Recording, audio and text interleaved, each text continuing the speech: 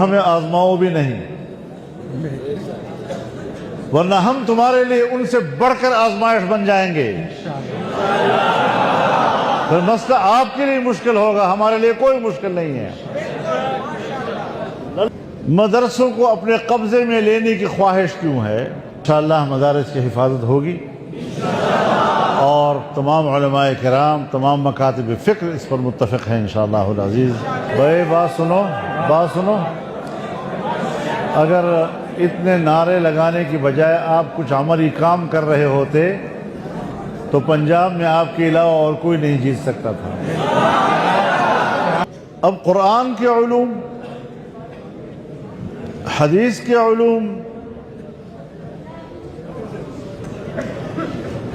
ان کی حفاظت جس طرح ہمارے دینی مدارس میں ہوتی ہے،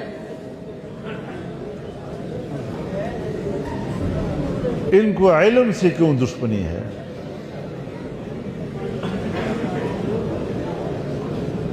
مدرسوں کو اپنے قبضے میں لینے کی خواہش کیوں ہے؟